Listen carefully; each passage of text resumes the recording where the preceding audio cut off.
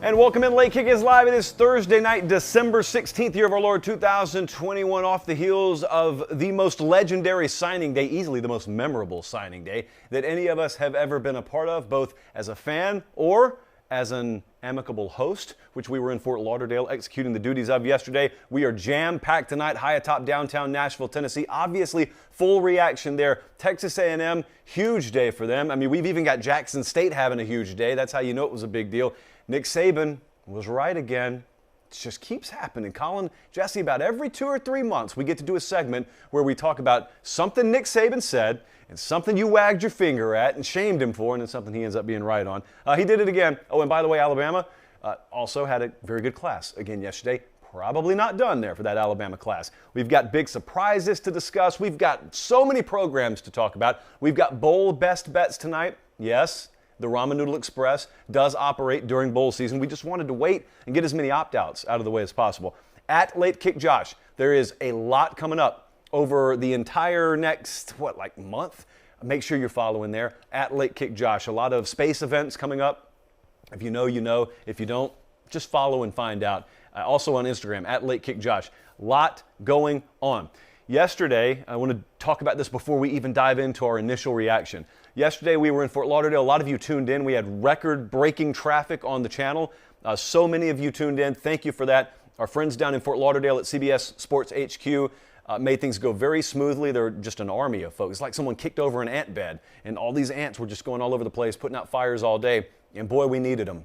Because when I'm sitting there at the desk, and I got Andrew Ivins here, and we had Cooper Pategna, we had Chris Singletary, we had Steve Wiltfong, everyone was in the house, and we thought things were going to go pretty smoothly. You always have an idea of where you're going to go on signing day, but when someone comes in your ear and says there's something going on with Travis Hunter, 3, 2, 1, okay, we're back from break, and you don't know what's going on, then you start to say, oh, is Georgia flipping him? What's happening? I mean, Travis Hunter is the #1 player in the country. We figured not to talk about him a whole lot during the day because we figured he was solid to FSU. But I'm telling you, when I tossed to Steve Wiltfong over on the side set, and he's reading off that phone, and he's saying, it looks like not Florida State for Travis Hunter, it looks like Jackson State. I pulled the, on air, because I thought he had misspoken. No, it was Jackson State. Let me tell you, that was historic. And when you're part of something that's historic in the moment, I don't know, it's an adrenaline rush. But it's a different kind of adrenaline rush. It's not like the kind you get where you try and pull a car off someone who's trapped, or when you go skydiving, or if it's the bottom of the ninth, Game 7 of the World Series. It's not that kind of adrenaline rush. It's a different kind of adrenaline rush. But when you're doing live TV, you used to have breaking weather live TV when I was in news. I loved it. There's a threat to human life. That's not the fun part, but just the overall adrenaline part. Loved it, looked forward to it. When that happened yesterday, everybody experienced that. Some for the first time. I've been through that before, but not something as unique as that. History, absolute history. I know there are a million different opinions on this. I've watched thread after thread on message boards get shut down today because everyone's got an opinion on NIL, transfer portal, Travis Hunter goes to Jackson State, Deion Sanders pulls him away from his alma mater. There are a million different angles. You can make an entire documentary, which, oh, by the way, they've been doing the entire year on Travis Hunter and ultimately this decision. I just want to tell you, purely from a spectacle standpoint, it was unbelievable. And our friends, Maria Martin, actually, in 11 Alive News up in Atlanta, they were all over that. They were at the signing, and so then they're live, and they've all of a sudden got the biggest story in signing day history unfolding. Our video, our entire live show is still on the channel. So if you want to fast forward to where that unfolded, I've already watched it today. That is memorable. We're going to clip that and save it for the rest of our lives. There will be a lot more written and talked about that. I'm going to talk about it later in the show, kind of from a different angle, though. And it's ultimately an angle that's going to have to be addressed. There is a mess that has to be cleaned up in our sport. I'm not talking about a single kid. I'm not talking about even a single signing day. But there is a lot of things that on the surface have a spot in the sport that are not being properly regulated right now, not properly policed or contained, or whatever the case may be. And it's got to be addressed. And I don't know that it's going to be addressed soon enough, but it needs to be addressed. But that's not where I want to start. I just want to start with signing day reaction in general. The SEC, always the place to be on signing day. And there was a huge focus on the SEC yesterday and a huge focus on Texas A&M. Texas A&M lands the best class in program history. I was looking at some of the numbers today. Do you realize if they didn't land another kid and you shaved all the 5 stars off of their current class, they'd still have a better class than Jimbo's ever signed there. And you kind of play around with the class calculator, and you can look at all kinds of different scenarios. Well, the thing about it is they are going to land more kids. I mean, I can confidently tell you they're not done. They are already with the highest rated recruiting class in the country this year, the highest rated recruiting class in the SEC this year. They addressed a lot of needs. We talked to Jimbo Fisher at length. I'm going to play you sound in just a couple of seconds, but they address needs at quarterback. They got a lot of really good perimeter skill. Connor Wegman, Jimbo Fisher, I'm going to let him tell you over myself, thinks he's the best quarterback in the country. They've got some playmakers, the likes of which they really haven't had there. Now, keeping them on the field's been another issue, too, in terms of health. They got so many studs yesterday. I'm not even talking about defense.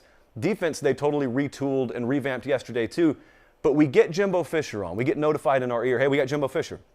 And it was in the middle of the afternoon. Now, I wanted to get Jimbo bad, and we got him yesterday. And I wanted to ask him a couple of questions in particular, and we got him both in. I think he gave us some really good stuff. This is not coach speak from Jimbo Fisher, so I want you to listen very closely. And as he's talking, I also want you to keep in mind, what have the problems been with A&M? What have been the 1 or 2 things that when you've watched them, you've said, that's what's keeping them from winning the SEC. That's what's keeping them from being a college football playoff team. As you keep that in mind, let's roll Jimbo Fisher from yesterday. There are a lot of things that feel historic about the program, but we're watching from 50,000 feet. You're in the weeds there. You're running things every day. Do things feel different in this class? Is it that much of a shift like it maybe feels on the outside? Well, I mean, I think people realizing what we can do, where we're going, where this game is going, what our future is here, and what A&M can present for them, not only athletically, but for life after ball, education, and everything else. This place is all encompassing. It has everything it needs. They're committed to winning. They're committed to doing everything. We've gotten great classes the last 3 or 4 years, and they see that we're ready to make a hump, and they want to be part of something. And you want to be the first to do something, not just another guy who does something. And this place can be very special, and I think they see it. And the guys in Texas are staying home. And then we're able to go out and cherry pick some guys across the country to come to us instead of people coming in here and getting our guys. So it's been very historic in that way, and I think hopefully that'll be the trend from here on out. That was a loaded answer there. There's a lot of themes in the last few years in recruiting you just hit on. I wanted to go back to keeping your guys in state. Your quarterback there, Connor Wegman, our Steve Wilfong, was just talking about him and how every headline's been about Quinn Ewers and where's he headed via the transfer portal. And you guys weren't really involved in that. And it probably speaks volumes, correct me if I'm wrong, to how confident you are in the quarterback you already had in your class. Well, those guys are all great players, but I've invested from them. Number one, when they were the same, I think this guy's the best guy in the country. I think he can do everything you have to do. He can, more important, besides the running and the throwing, he's unbelievably competitive. He's unbelievably tough. He affects his teammates in a great way. And there wasn't a lot of Division I players on his team. And when he played, they won, period. Took them deep in the playoffs, and then if he couldn't play the game, they got beat. Now, whether they won it or not, but the way he affects his guys, his arm, his leg, he has unbelievable access. I had him in camp. His release, his intelligence level, unbelievable learning abilities. Can run, is a legit 4'6", high 4'5" guy, makes you miss, big, physical. And, there's nothing he can't do. And when you put the intangibles with the great ability, I think he's the best one in the country. Let me ask you this. You're talking about quarterback there, and you're talking about those characteristics you always look for. I'm looking at some of the perimeter skill talent here, too. Are there things offensively you've wanted to do in your tenure there that you have not been able to do to this point that personnel like this will now allow you to do? Oh, no doubt. I mean, you go back. I've had guys that won the Blitnikoff. We had all-time leading receivers in the SEC. We had tons of first-round guys, a bunch of guys at Florida State. And we got banged up and bruised up. And we've had great tight ends, great backs. And when receivers have done really good, we get some guys that can get up, get to top, taking off the defense, get down, make the big plays, and really stretch the field in so many different ways. And that's what I've always done. We've been able to always run the ball, but have balance. But you got to stretch the field, those actions, and deep ball threats. And I think this class will allow us to do that when it's all said and done. Did you catch that? See, there's this thought out there, and I am a part of this. I believe this too. There's been this thought that Texas A&M has lacked a certain explosivity in their downfield passing game. Now, partly it's Jimbo Fisher's offense, too complicated. And then the other part is, well, maybe they just don't have the athletes. Well, I wanted to ask him about it, and I did, and you just heard what he said. He said, absolutely, there's stuff I want to do that we haven't been able to do, that we will hopefully be able to do with the pieces in this class. He's not wrong. He's not wrong on paper as far as we can go on signing day, because there are elements, there are pieces in this class that they have not had. You may look at it and you may say, he's been on campus a long time now. Why hasn't he already gone and gotten them? Well, partly because he may have gone and gotten one in Haynes King and he got hurt last year. So maybe that's the case. Maybe it's as simple as that. Maybe he's right. They have had some pieces that they theoretically could work with and they were banged up. He's never had a collection of talent coming in town like he's got here. He also went on to talk about the competitive character and makeup as being the critical factor they were looking for here. Because he knows, as well as anyone else out there does, when you bring in this kind of roster, you bring in that kind of talent, you also run the risk in the transfer portal era of part of that class exiting via the filter of the transfer portal if they're not immediately playing. I'll tell you something else as we move on here. That's also why it's critical for a program like A&M to recruit their home state. Alabama, ditto. Georgia, ditto. Florida, FSU, Miami, ditto. It's not that you are immune to the transfer portal if you recruit in-state players, but those in-state players have a second thought before they exit via the transfer portal, because if you got a kid playing in College Station that's from Spokane, Washington, it's nothing for them to leave in the dead of night. They'll never be back in Texas again. But if they're from Cypress, Texas, and they exit College Station, they got to go home and on every street corner be looked at as the guy who couldn't cut it down the road and came back here, and now what are you? That's not easy to deal with. I'm a big believer that there's a correlation between not suffering as much exodus via the transfer portal and recruiting your state, locking your state down. They did that to a large degree yesterday. Sark in Texas had a good day. Jimbo Fisher and A&M had a historic day. Keep an eye on that, because Denver Harris, they lead for him. Harold Perkins, they lead for him. This could end up being the highest rated class of all time. I think that if I gave you that headline about 6 months ago, I think all A&M fans would have taken it. What about Georgia? Because there are three classes, I'm about to talk about the other two, in this recruiting cycle that distance themselves from the rest of the pack. A&M was one, Georgia's another one. This defensive class is nasty, and I'm looking specifically at the versatility in this defensive class, which is something that we did not see enough of from Georgia when they were playing against Alabama. This is what I always like to do on signing day. I don't just want to read off names. I don't just want to have Jesse, I don't just want to have the production crew put up a list of names and their star rankings. You need to know about how they fit needs. Well, Georgia, when they were playing Bryce Young, they didn't have a Will Anderson or a Dallas Turner. They didn't have those singular difference-making edge rushers. They didn't have that. They had one in Adam Anderson that wasn't on the field. And so did they get guys like that? Well, not only do I think they met that need with a guy like Marvin Jones Jr., but they also still got the depth and versatility. They got a guy like Bear Alexander, who is 6'3", 325.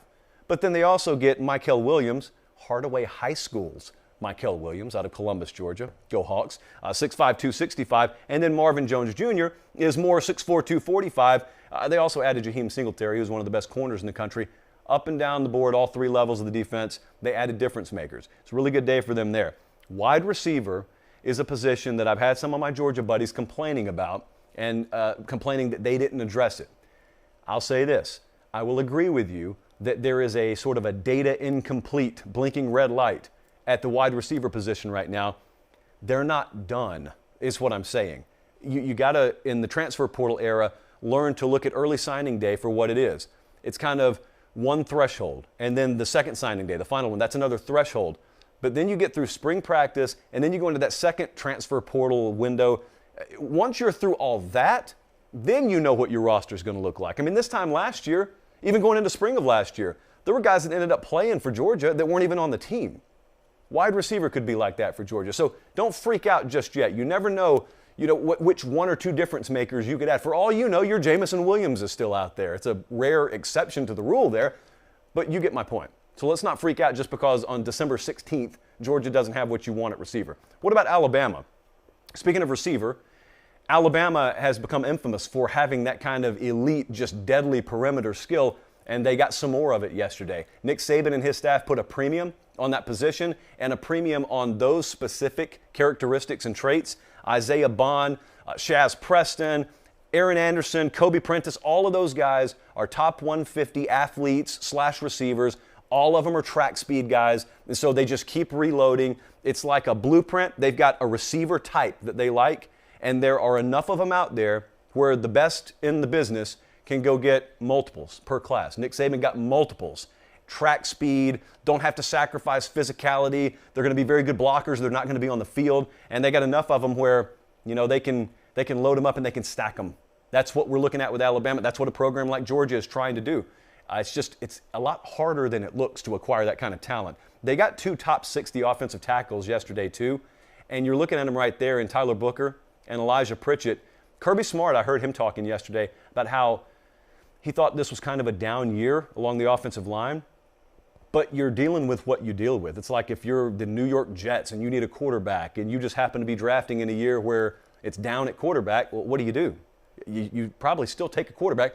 Well, Alabama got 2 really good tackle prospects there. And again, you never know with the portal down the road what you can do. I thought they addressed what could end up being a need there. You can never have enough of those big-bodied guys. But I'll tell you what was quiet. Same way with Penn State. A 5-star quarterback in this class, Ty Simpson. Because he's been committed for a long time, you didn't talk about him a lot yesterday. We didn't talk about him. I don't even think I mentioned Ty Simpson's name yesterday on the show that we did in Fort Lauderdale, but that's only because you've sort of baked him into the class already. And maybe it's irresponsible to think that way. I think Travis Hunter showed us that. But you've already kind of baked him into the class. Ty Simpson is a stud from the state in which I sit right now, Tennessee. He's number 24 overall in the country, and he was a guy that was kind of, one of those alpha recruiters, what you hope your quarterback in your class is going to be. He's a guy that committed early, stayed solid, stayed true the whole time, and then worked on other guys. So Alabama's got another top 3 class there. They also added Eli Ricks last night. I was sitting in the Fort Lauderdale airport, and I'm about to board a flight home because, as you know, I don't wait until the next morning like the rest of these suckers around here just now dragging in. I got in here at 11 last night. We went right to work punching out the show. As I was in the terminal, I all of a sudden get the alert, Eli Ricks is done. It was a text message. Then the alerts came shortly thereafter. Eli Ricks is a massive addition for them. That is a 5-star level corner transferring from LSU. I want to confidently tell you, as confidently as I can put it, Alabama's not done with the transfer portal this cycle. That's vague enough? Yeah, I think that's vague enough. Alabama's not done in the transfer portal yet. More on Alabama and the transfer portal later in the show. What about the Florida Gators? There's been such a calm confidence around this program ever since they hired Billy Napier. Were you paying attention to Florida going into signing day? Answer, no, you were not, unless you're a Florida fan. And then all of a sudden, Shamar James, 4-star linebacker. Where's he going? Well, he's going to the University of Florida. And then Kamari Wilson, going to the University of Florida. And it's a huge deal. Now, they have a very light signing class right now. What did they sign? They didn't sign a huge class yet. That's only because the staff got in the door 5 minutes ago. And so they'll make a lot of moves down the road, too, with the transfer portal. This is a prime transfer portal candidate. I mean, this Florida Gator logo right here, that is the poster child in this particular 2021-2022 cycle for the transfer portal. USC could be like that. All the new staffs, Oklahoma, they could be like that. Well, Florida got 2 game changers yesterday, even having been in the door about 5 minutes, and it's not guys that had just been firm commitments and it's a formality on signing day. It was not that. There were big fights. I mean, Shamar James is from Mobile. It's a big fight for him. A lot of programs wanted him, and they ended up getting him. But I'm going to watch Florida really close with the portal because Billy Napier walked in, and I think some people wanted him to say, we're going to go all in immediately, and we're going to try and keep all the guys committed that we have right now. We're just going to paper the entire country with offers, and we're just going to take quantity at the expense potentially of quality in this first signing class. And he said the opposite. In fact, the more you talk to people around the program, the more you realize he could have kept some of these guys that decommitted. But he told them, straight up honest with them, I am going to reevaluate you before I tell you you have a committable offer from us. And he wanted some of them to wait to February. Guys wanted to sign on early signing day. So all's fair on both sides of that equation. You shake hands, you go your separate ways. He did not take the easy route, is the point. And I respect him for it. I think they'll ultimately be better for it. Short term, no, you look, they're ranked like 50th right now. And so if you are of the low-hanging fruit crowd, you could make fun of that. USC barely cracked the top 100 late in the day yesterday. So it could be a lot worse. They got a couple of game changers. Let's see what they do in the portal. I thought Auburn was the quietest but most important story in the SEC yesterday. Quietest but most important. They seemed to emerge out of nowhere. It was like 3:45, 4 o'clock in the afternoon, and Wiltfong, as I was tossing it around the table, saying, what stands out right now? Wiltfong pulls up his phone and says, Auburn's number 11 at the moment. They were number 11, right? And I said, no, I don't know that. I pulled the computer up, sure enough, there's Auburn, number 11. Seems like 10 minutes ago they were number 50, and then 45, 44. This is a massive win for Brian Harsin and his staff. And it sort of falls right in line thematically with what they've done all season. They had an up and down season. I'm going to grant you that. It has not been a total bed of roses for Auburn this year. But remember what happened? Remember they lost to Penn State, and then they come home and they almost got beat by an FCS program, and then they benched the quarterback, and they fire the wide receivers coach, and everything seems to be in turmoil, and they played their best football. They went on the road, and they beat LSU, and I remember I said on the show emphatically that next Sunday, I said, bookmark this. It could be nothing, it could be everything. But this could have been a spot where the program imploded, or the team, the season imploded. And Brian Harsin never flinched. And that was point one. And this is another point that I want you to remember. There have been rumors about Brian Harsin on multiple fronts. Bo Nix is exiting the program. There has been some staff turnover there. There's been some flux of the roster. This could have been another point. When you're recruiting in these shark-infested waters in the SEC, and you are not in the headlines all the time for your NIL plan. Only recently have we started to even hear the letters NIL next to that AU logo. You have every reason to finish outside the top 30. And that's what I would have expected for Auburn. And instead, they finished top 15. You take all the circumstances, blind resume it. I tell you everything that's happened to that Auburn team this year and the feel and the mood around the program, and then I say, where do you think that team finishes in recruiting if you had to guess? You would have said outside the top 30. And I would have too, and we would have been wrong. There is fight. If you say nothing else about Harsin and his brief tenure at Auburn so far, there's fight there.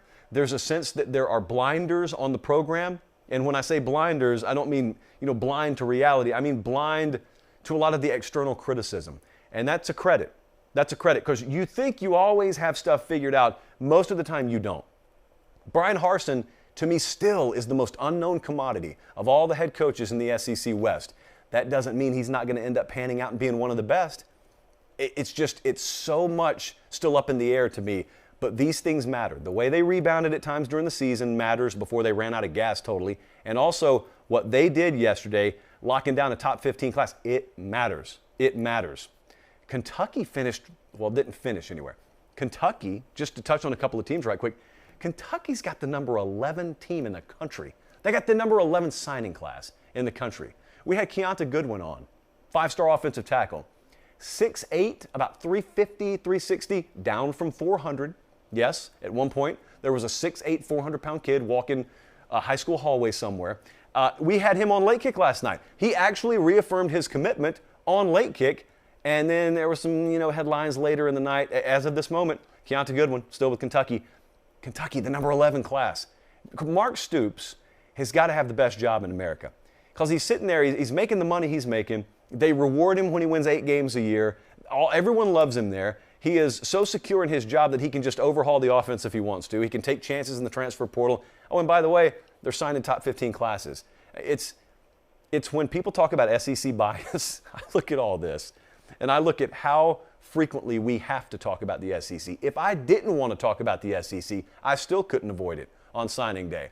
Everyone wants to get to the end of a season, and they see these SEC programs getting benefit of the doubt, and they see them littering the bowl schedule, and they see them, getting a push, and they see them getting benefit of the doubt even in the media, and they have a problem with it. Guys, that doesn't come out of nowhere. When I'm looking on signing day and I'm seeing where the talent's going, that is baked into the public perception that gives the SEC the benefit of the doubt.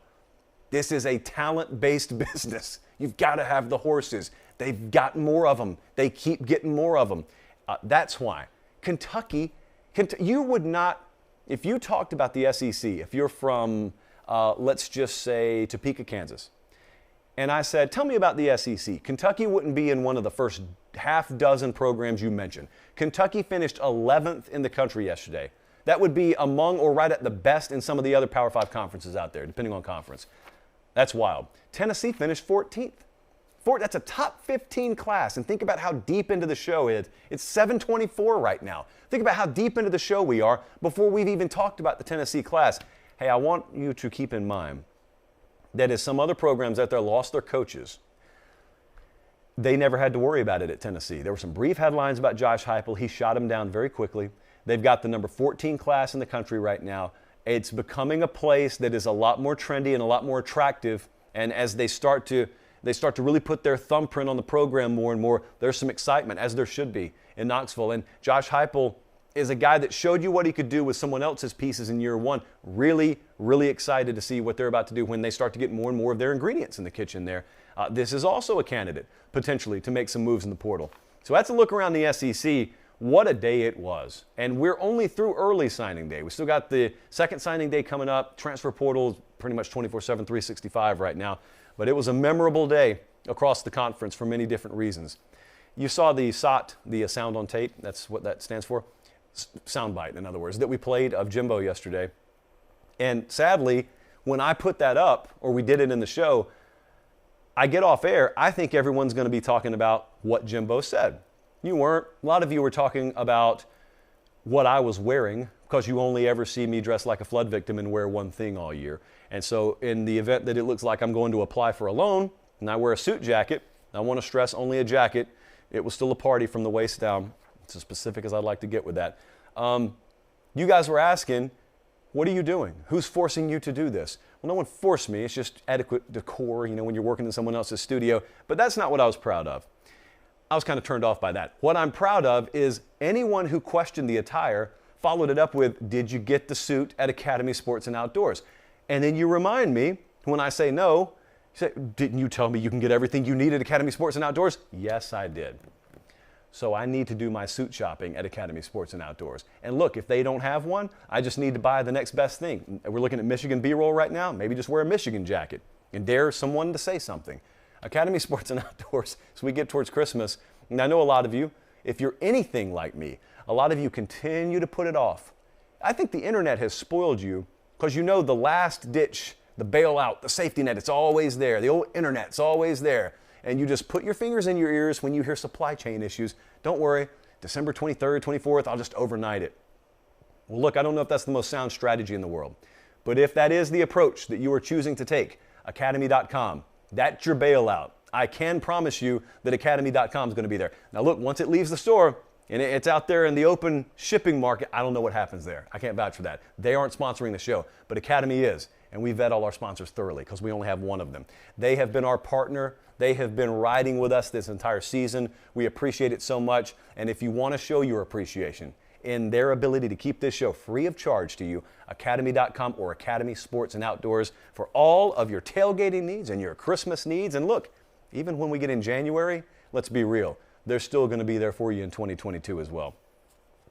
Let's roll on. So we got to talk about, for some people, an uncomfortable topic here because it's like the old grandpa, the old sage uncle that you may have that's right a lot and you don't like him, so you don't want him to be right, but he is. So Colin, I think this will be the good end point here.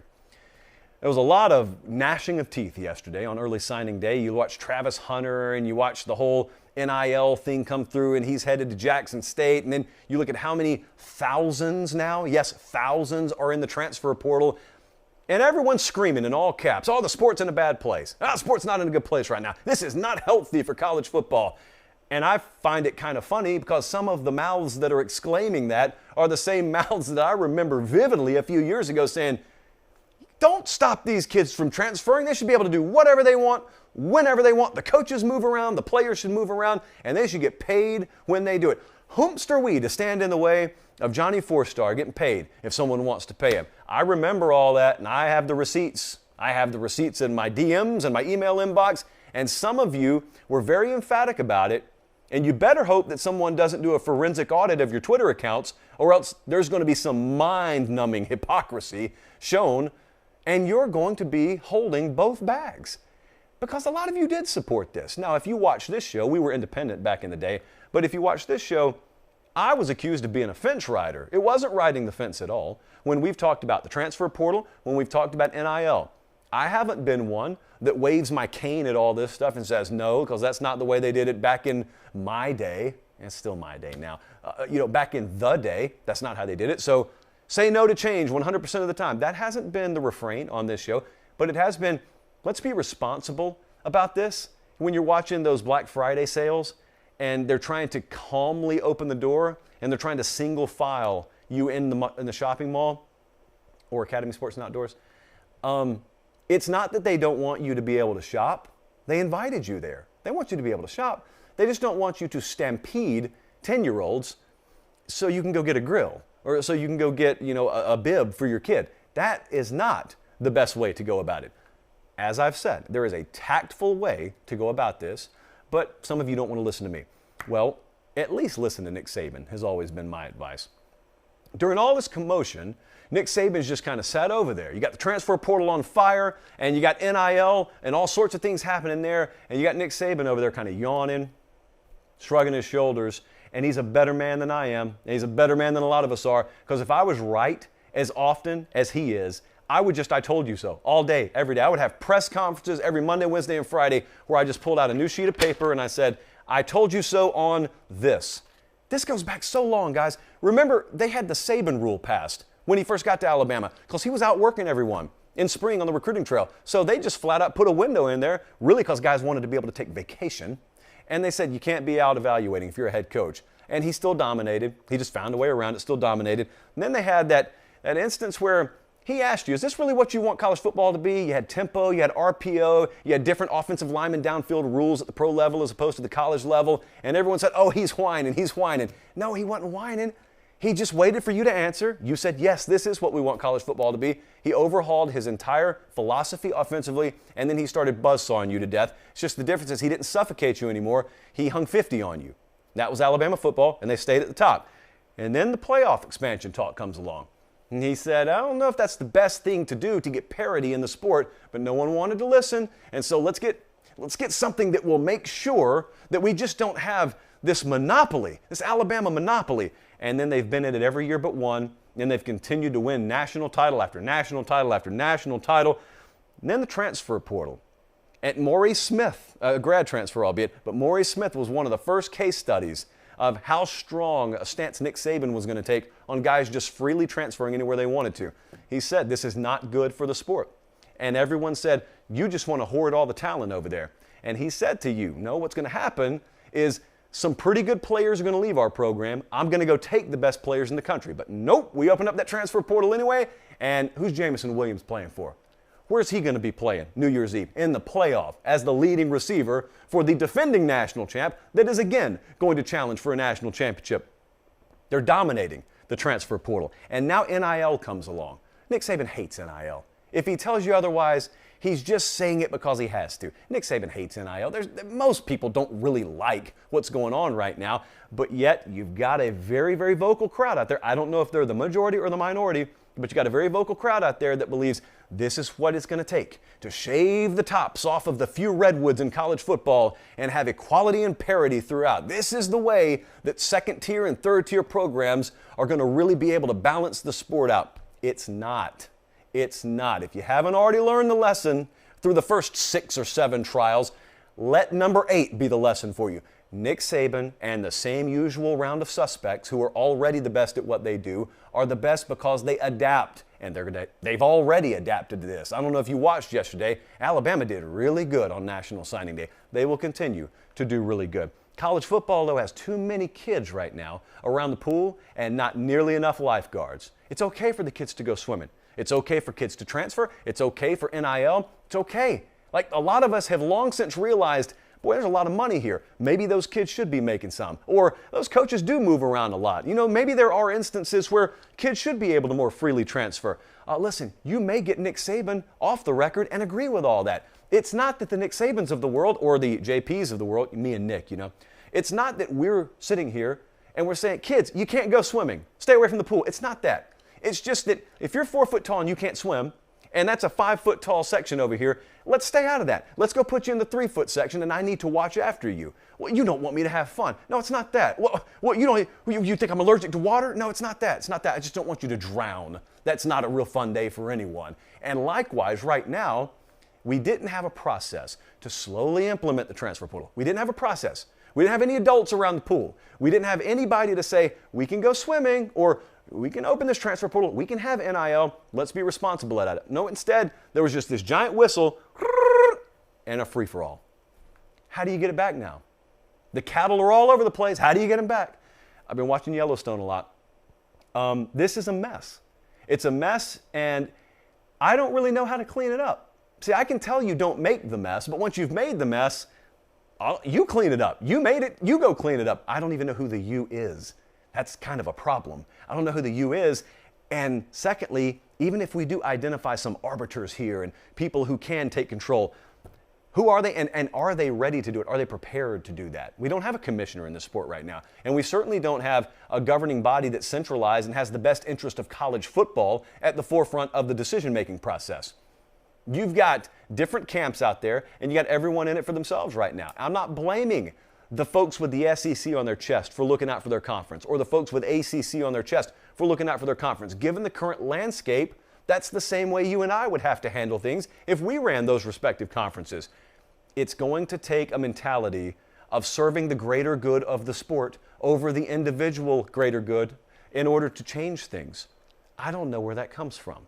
Now, I do know where it could come from. All you really have to do is elect me as commissioner.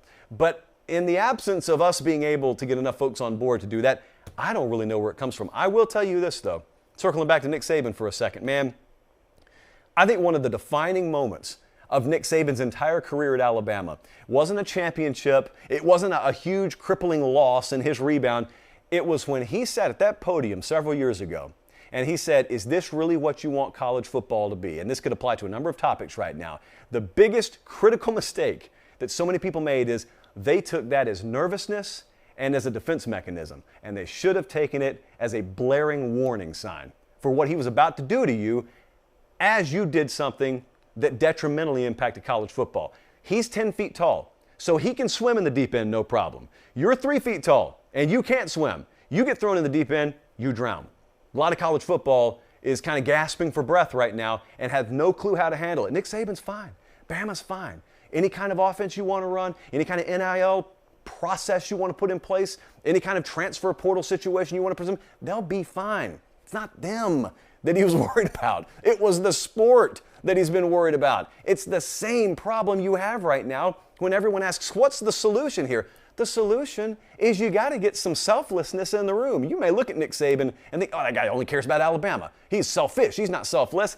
If he was selfish, as you claim, he never would have warned you about any of this. He warned you about everything. He warned you about the playoff, about how to and to not achieve parity. He warned you about NIL. He warned you about the transfer portal. He didn't do that for the greater good of Alabama. He did it because he's one of us that actually cares about the greater good of the sport. Whether you love him or hate him, whether you want to believe that or not, I do believe that about him. I don't ever want him to retire, but if he did, he'd make a pretty darn good commissioner. I don't want to run against him. So I hope he keeps coaching forever. He can hold it down in Tuscaloosa. I'll hold it down. Where would my office be? Probably Fortson. I think that should be the new cradle of college football, Fortson, Georgia. Let's move on because we still got a lot more signing day to talk about. By the way, if you are in the chat, so I just told you to follow on Twitter, very important. Also subscribe to the channel. Both of those things are free, by the way. There is something that could be happening right now, but it's not happening out of sight. A lot of people seem to be realizing it. Nothing lasts forever except in our memories. I wrote the quote down. That is a quote from my favorite movie poster of all time, which is A River Runs Through It. It hung on my wall as a kid. I had the movie poster long before I ever saw the movie. That's how much I love the movie poster. Google it. A River Runs Through It. Great movie poster. It's just a guy fly fishing in the middle of Montana. And there's a quote on the poster. It says, nothing perfect lasts forever except in our memory. I got some Clemson friends that had been a little delusional to the point that they didn't think that applied to them. They were the exception to the rule. Clemson was always going to soar at 50,000 feet above the sport. They were few and far between. I'm not saying every Clemson fan thought that. Well, if you did, you have crashed back to reality pretty quickly here. Now, in reality, nothing that just happened in 2021 spells total disaster for Clemson. There have been years where Alabama didn't win their own conference. There's been a year where Alabama didn't go to the playoff. What'd they do the next year? They had, I would argue, the greatest season in the history of Nick Saban's tenure at Alabama. So in and of itself, just the fact that Clemson didn't go to the ACC title game this last year, that doesn't mean anything. There are some warning signs, plural, around this program right now that leads me to ask the question that you see on the bottom of the screen if you're watching on YouTube. Could ACC supremacy be up for grabs? Because make no mistake, Clemson's still the best program in the ACC. But by a margin, at the moment, they're still the best program in the ACC. Just because they didn't win the title this past year, that just means they weren't the best team. That's still the best program. A program takes a lot longer than 1 year to make, and normally a lot more than 1 year to just destroy. But Dabo Swinney did something that we talked about last week, It's now confirmed. He did choose to promote from within for offensive coordinator, and he chose to promote from within at defensive coordinator. I don't think that this is the right move for him. I think it's a mistake. Philosophically, I think it's a mistake. This is nothing against Streeter. It's nothing against Goodwin. It's nothing against either of those guys. The unique situation that Clemson has been in, the stagnation, the staleness of the program, I really thought it was imperative that Dabo Swinney brought some outside flavor in, some fresh blood in. He knows his program better than me. Okay, I don't question the play calling. I don't really question hires either. I'm telling you, I do have a strong feeling on this, that it was not the right move for him. But he gets paid a lot of money for a reason. They finished number 17 for early signing day. Recruiting process not over, blah, blah, blah, yada, yada, yada. They're number 17 right now. They're not even top 2 in their conference. So I want you to think about what we're talking about.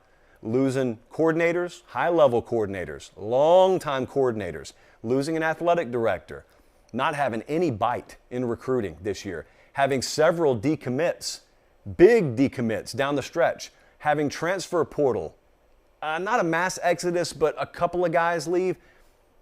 Any one of these things can be overcome. When I ball them all up and I throw it at you, it could hurt you. And this could hurt Clemson. And as I said, even when they were at the height of their run, enjoy it, because the conference is not going to sit still. Now, it may be inferior to you at the moment, 2018, 19. It may have been inferior to you, but it wasn't sitting still. North Carolina wasn't sitting still. Miami right now is not sitting still. Florida State was not sitting still. Neither of the Virginia schools are sitting still. Yesterday, we come out of early signing day. Florida State has the 13th ranked team or ranked signing class in the country. North Carolina had the 8th ranked signing class in the country. Clemson, again, 17. Miami hired Mario Cristobal. Let me give you a bold prediction. Miami will finish top 10 in recruiting this next year. Will Clemson? In fact, who would you put your money on? Who would you be more confident in when it comes to bringing in a more impressive signing class 1 year from yesterday? Would it be Miami or would it be Clemson? Would it be North Carolina or would it be Clemson? Here's what's happening. I want to reemphasize. Any one given year does not an implosion make. But what's happening is their talent gap is not widening anymore. It was widening for a while. It's not widening anymore. Now the process of that talent gap shrinking a little bit more and more every day is starting to happen, not nationally, but even in their own conference.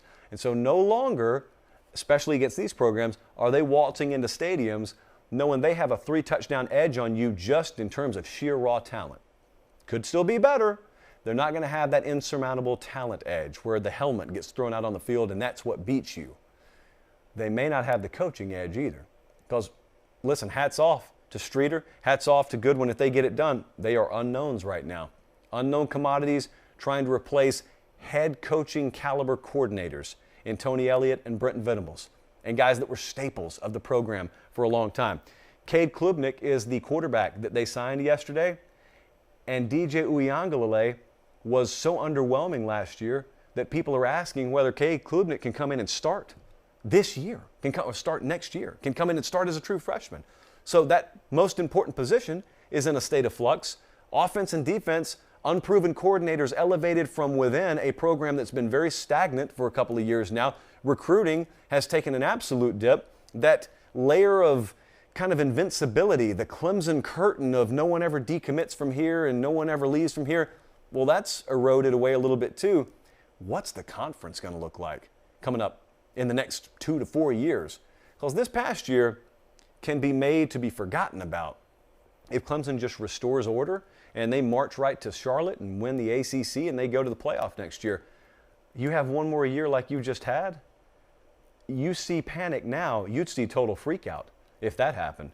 Because then we would have all these worries affirmed, and at that point, would you look at Dabo Swinney and say, that's the guy I still trust to have all the answers? Boy, 2022, in case you haven't noticed, very imperative. Sort of an inflection year, not a point, but an inflection year. I know there's going to be an assumption now. The assumption is going to be that Tiger Paw will rebound. You are not going to see that Tiger Paw have 2 down years. When Alabama had a relatively speaking, a down year in 2019, I was overly confident in saying that about them coming into 2020. I am not nearly that confident. And I spoke to several folks over the past 3 days that are in positions to know. And the overall consensus in the industry is Clemson has never been this vulnerable. That's the overall consensus in the coaching industry, and that's the consensus in the media industry is what it is. You may or may not care about that, but the coaching, the folks who are working, coach ball for a living, they also feel that way. We'll see. We'll see. I wrap up many segments with we'll see. The last thing I wanted to touch on before we get to bowl best bets is I wanted to touch on a few programs in the Big Ten. Were you watching this yesterday? I know a lot of folks focus on the SEC on signing day. There were some programs that made moves in the Big Ten, namely Michigan. I've got to credit Jim Harbaugh and his staff so much. They closed on fire. And that's not something we're always talking about with Michigan. And I'll tell you what else they did. They parlayed a college football playoff appearance into real, meaningful, tangible results in this year's recruiting class. You almost never hear that. If anything, a postseason trip is paid off on the recruiting trail the next cycle. This year, they closed with, let me just tell you, they closed with Derek Moore, who's a big edge rusher out of Baltimore, but they also got Keon Saab. That's one of those Clemson decommits. He's a four-star safety out of IMG Academy down in Florida. And they got Darius Clemens yesterday, who's a big receiver out of Portland. Michigan recruits nationally, obviously. So you go Florida, you go Baltimore, you go Portland. But they closed, and they really emphasized where the program is right now, where it's headed, and what we're accomplishing as we speak. And it worked. This is one of the most remarkable turnarounds where there really wasn't a mass overhaul of anything that we've seen. Jim Harbaugh, this time last year, we were asking ourselves, is he going to be fired, or is he going to voluntarily step down, or are they going to do what they ended up doing, which was restructuring his contract and having him accept it? He did that, and then he's had the best season he's had since he's been at Michigan. Just an amazing repackaging job happening at Michigan right now. They finished with a top 10 class, at least coming out of early signing day. Really, really big deal there. Ohio State is sitting at number 4 right now. Buckeyes with a number 4 overall signing class. Now, you know how it works with Ohio State. They have long since been the alpha recruiting brand in the Big Ten. So they are viewed at a different level, and they're held to a different standard. What I mean by that is if the University of Iowa, with all due respect, were to have landed Ohio State's class yesterday, we would be throwing a ticker tape parade in Iowa City. But Ohio State lands this class, and it's judged against other Ohio State classes, and really it's judged against Alabama, A&M, Georgia, all the other elite recruiting brands out there. And as good as this class is, there is a blinking red light on this one, and it's in the defensive backfield. And that's an area for a couple of seasons now Ohio State has gotten bitten, and they rolled some dice here, and they may have cost themselves. And this is just a gamble that they had to take. They lost some elite defensive backs to flips in recruiting land, and they also slow-played Eli Ricks, according to some, because they did not want to mess up their commitment list. But then the guys flip. They don't get Ricks because he goes to Alabama, and then Ryan Watts enters the transfer portal, and all of a sudden Ohio State fans are looking around saying, wait, who in the world's playing defensive back for us 1 or 2 years from now? Like, did we really just cost ourselves an opportunity to have an elite secondary?